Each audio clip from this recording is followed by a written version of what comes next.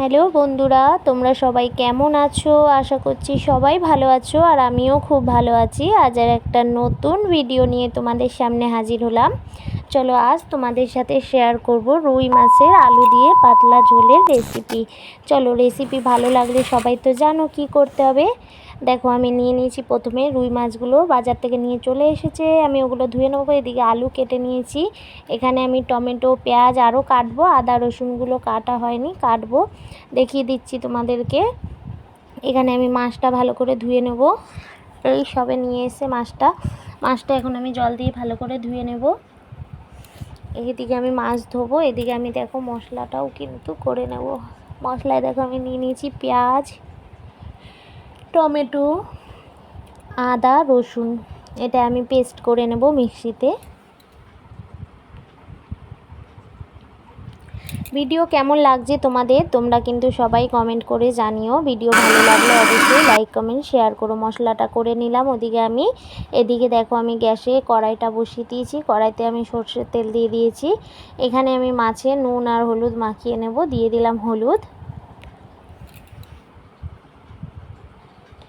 দিয়ে দেবো এবার নুন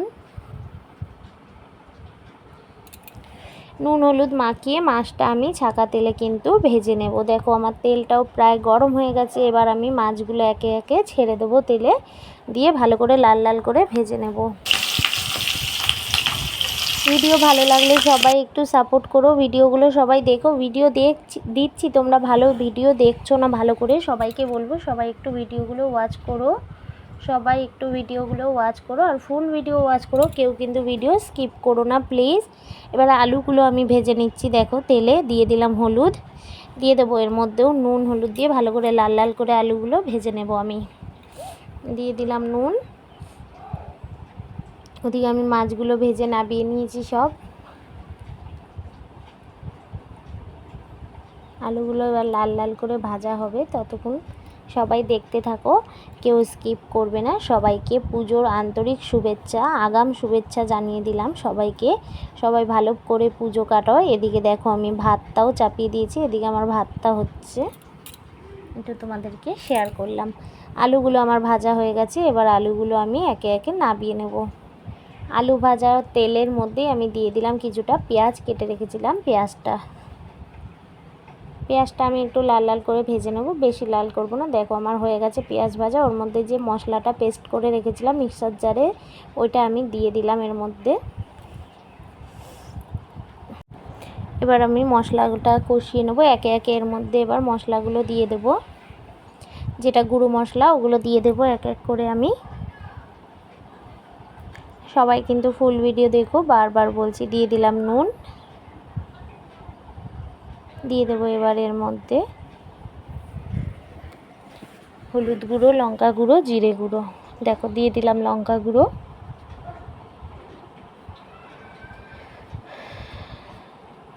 দিয়ে দিলাম হলুদ গুঁড়ো, এবার দিয়ে দেবো জিরে গুঁড়ো।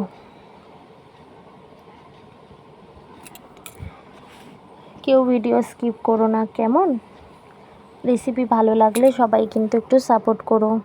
দিয়ে দিলাম এর মধ্যে লঙ্কার গুঁড়ো। জানি সবাই এইভাবেই বানাও, তাও আমি একটু শেয়ার করলাম আমার মতন করে। কারা কারা আমার মতনভাবে এভাবে বানাও রুই মাছের পাতলা ঝোলটা, সবাই কমেন্ট করে জানিও। যারা মাখা মাখাও হয়, আমি একটু পাতলাই বানালাম। এটাই একটু শেয়ার করলাম তোমাদের সাথে। আমি যেভাবে বানাই তোমাদের সাথে শেয়ার করলাম। কারা কিভাবে বানাও সেটাও কমেন্ট করে জানিও। আমার মতন করে কারা কারা রুই মাছের এই ঝোলটা রান্না করো কমেন্ট করে জানিও প্লিজ। এবার আমি এটাকে একটু আলুটা দিয়ে দিয়েছি, দিয়ে ভালো করে একটু কষিয়ে নেব। কাঁচা মশলার গন্ধটা যেন না বেরায়, একটু ভালো করে তাই কষিয়ে নেব। এবার একটু জল দিয়ে ঢাকা দিয়ে আমি কষিয়ে নেব এটাকে।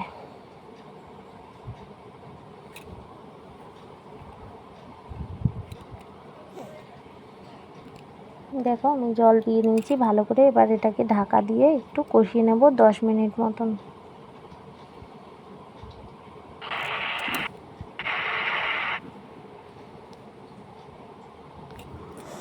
কষানো আমার কিন্তু কমপ্লিট হয়ে গেছে। এবার আমি এর মধ্যে পরিমাণ মতন জল দিয়ে দেবো। আলুটাও আমার প্রায় কিছুটা সেদ্ধ হয়েই গেছে।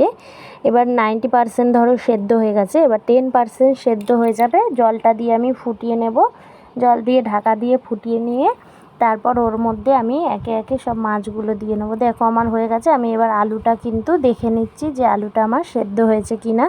এবার আমার আলু কিন্তু পুরোপুরি সেদ্ধ হয়ে গেছে। এর মধ্যে এবার আমি দিয়ে দেবো ভেজে রাখা মাছগুলো। ভেজে রাখা মাছগুলো দিয়ে আমি আর একটু হালকা সামান্য একটু ফুটিয়ে নিয়ে নামিয়ে দেবো, যাতে একটু মাছের গায়ে ঝোলগুলো ঢুকে যায়। দেখো আমি ভালো করে নেড়ে দিলাম, একটুখানি ফুটিয়ে এবার আমি নামিয়ে দেবো।